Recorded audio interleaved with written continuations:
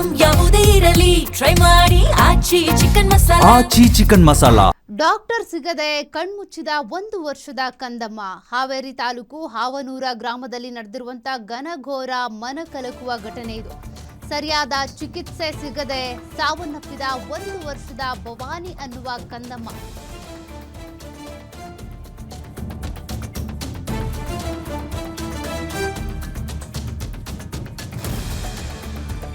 ಆಸ್ಪತ್ರೆ ಮುಂದೆ ಮಗುವಿನ ಶವ ಬಿಟ್ಟು ಕುಟುಂಬಸ್ಥರು ಆಕ್ರೋಶ ವ್ಯಕ್ತಪಡಿಸಿದ್ದಾರೆ. ಮನೆಯಲ್ಲಿ ಮೂರ್ಛೆ ಹೋಗಿದ್ದ ಮಗುವನ್ನ ಪೋಷಕರು ಕರೆತಂದಿದ್ರು.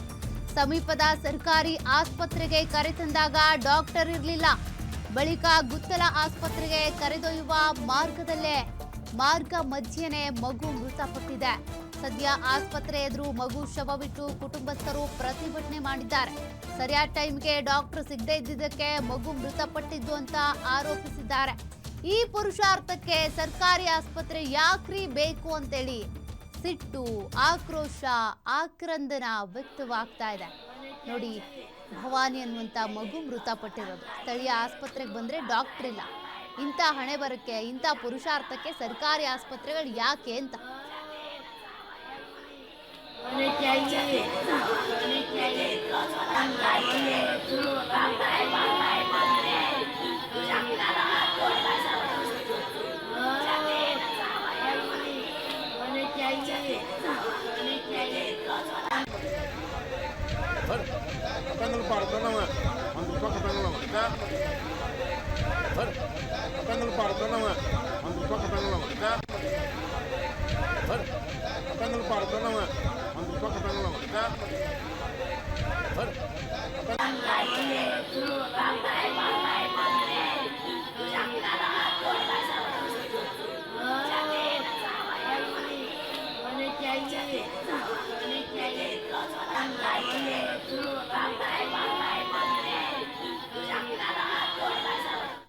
ಡೀಟೇಲ್ಸ್ ಕೊಡ್ತಾರೆ ಪ್ರತಿನಿಧಿ ರಮೇಶ್.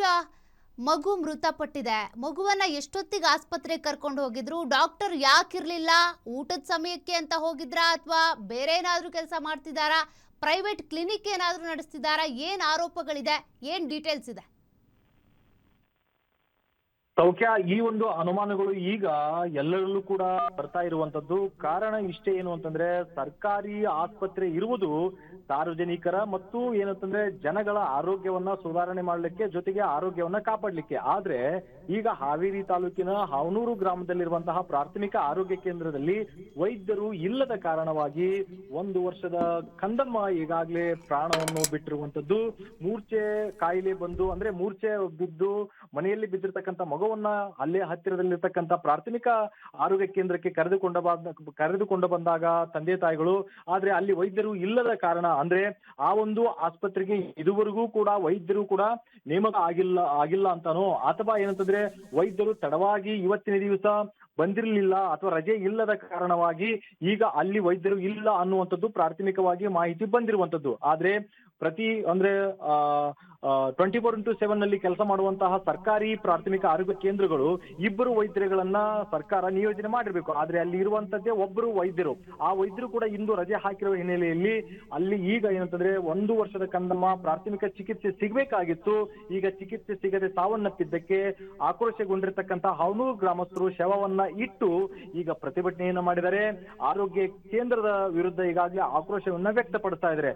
ಇಂತಹ ಈ ಪುರುಷಾರ್ಥಕ್ಕೆ ನಮಗೆ ಯಾಕೆ ಬೇಕ್ರಿ ಈ ಹಾಸ್ಪಿಟ್ಲು, ನಾವು ಎಲ್ಲಾದ್ರೂ ಹೋಗ್ತಾ ಇದ್ವಿ ಅನ್ನುವಂತಹ ಏನು ಅವರದೇ ಆದ ಶೈಲಿಯಲ್ಲಿ ಈಗಾಗಲೇ ಒಂದು ನೋವನ್ನ ಹೊರಗೆ ಹಾಕ್ತಾ ಇದ್ದಾರೆ.